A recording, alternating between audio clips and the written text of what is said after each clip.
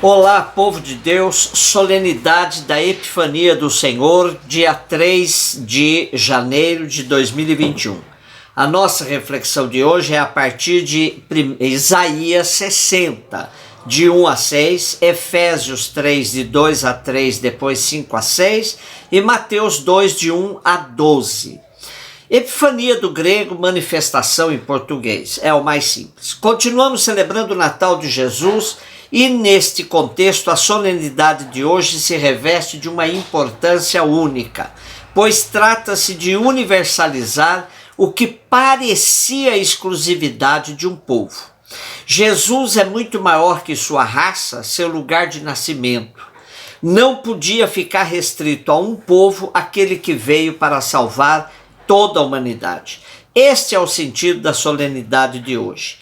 Os magos que vieram do Oriente representam a totalidade das nações, não importando se são judeus, pagãos, se são brancos, negros, homens, mulheres. Há até uma iconografia no Oriente que coloca mesmo entre os magos uma mulher, para representar melhor essa universalidade da mensagem de Mateus, seguindo a profecia de Isaías e o reconhecimento da carta aos Efésios, quando afirma: os pagãos são admitidos à mesma herança, são membros do mesmo corpo, são associados à mesma promessa em Jesus Cristo, por meio do Evangelho. Isaías 60 está no livro chamado Terceiro Isaías, que compreende os capítulos de 56 a 66. Portanto, o nosso contexto é pós-exílico do final do século VI a.C. Esses capítulos, na verdade, se reúnem textos de vários autores da época pós-exílica, tempo de reconstrução de Jerusalém. O sofrimento passado no exílio na Babilônia ainda é muito presente e o povo está tentando vencer a pobreza e o desânimo por meio de pequenos projetos de restauração, onde alguns sonhavam com o passado, sem grandes perspectivas para o futuro.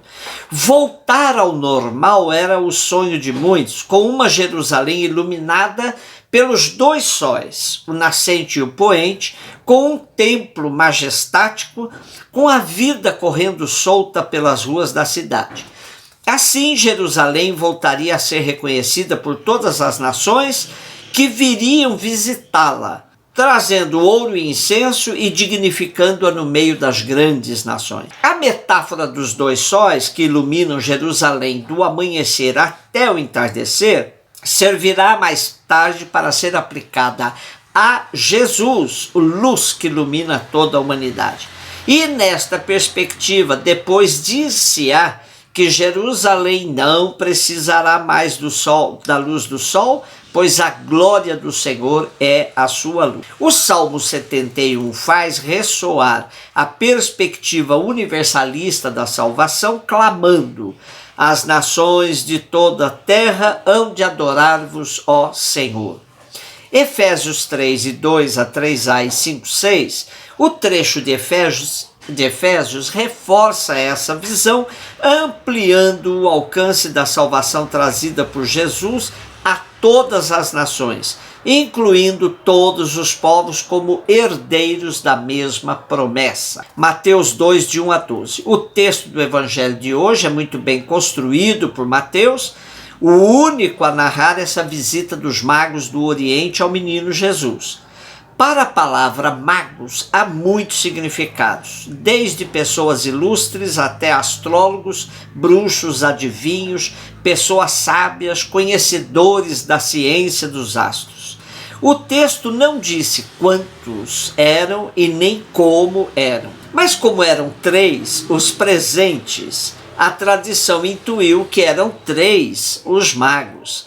E como Isaías dizia que viriam do mar pessoas poderosas de diversas nações, costumou-se dizer que eram reis. Então, 3 reis magos. São Beda, o venerável que viveu entre 673 e 735 da nossa era, chega mesmo até dar-lhes nomes e nacionalidade aos magos. Diz ele que um deles se chamava Belchior, ou Melchior, e que era velho de 70 anos, de cabelos e barbas brancas, e que veio de Ur, terra dos caldeus. O outro, Gaspar, era jovem de 20 anos, forte, que tinha vindo da região montanhosa, perto do Mar Cáspio. O terceiro, Baltazar, era mouro de barba cerrada e com 40 anos, e tinha vindo do Golfo Pérsico, da região chamada de Arábia Feliz. Não é preciso dizer que tanto a narrativa de Mateus quanto as posteriores fazem parte da imaginação de quem quer apresentar Jesus como Salvador universal da humanidade, sem grandes preocupações históricas. Os detalhes mais significativos da narrativa segundo Mateus. Vamos lá. Primeiro, Jesus nasceu em Belém, pois para os interlocutores de Mateus era importante dizer que Jesus tinha nascido na cidade de Davi. Se tivéssemos apenas a narrativa do evangelho mais antigo, ou seja, Marcos, não teríamos tal referência. Para Marcos, Jesus veio mesmo de Nazaré. Os magos, seguindo uma estrela que viram no Oriente, chegaram até Jerusalém, onde a estrela sumiu e surgiu o poderoso Herodes, que ficou apavorado com a ideia de concorrentes, pois os magos disseram que tinham vindo adorar o rei dos judeus que acabara de nascer. Ora, Herodes se considerava ele o rei dos judeus. Quem é esse que atrai pessoas ilustres de outras nações? Mateus disse que não somente Herodes ficou perturbado, mas toda a cidade de Jerusalém. Sob o efeito dessa perturbação generalizada, Herodes faz uma consulta junto aos sacerdotes e escribas para saber onde devia nascer o Messias.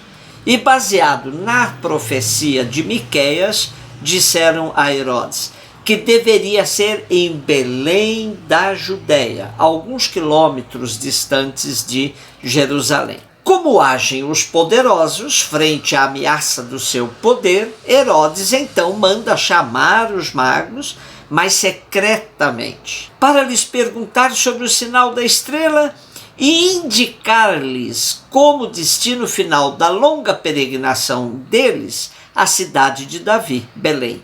E disse-lhes que depois eles voltassem para lhes contar tudo com detalhes, com a justificativa de que ele também iria adorar ao rei dos judeus.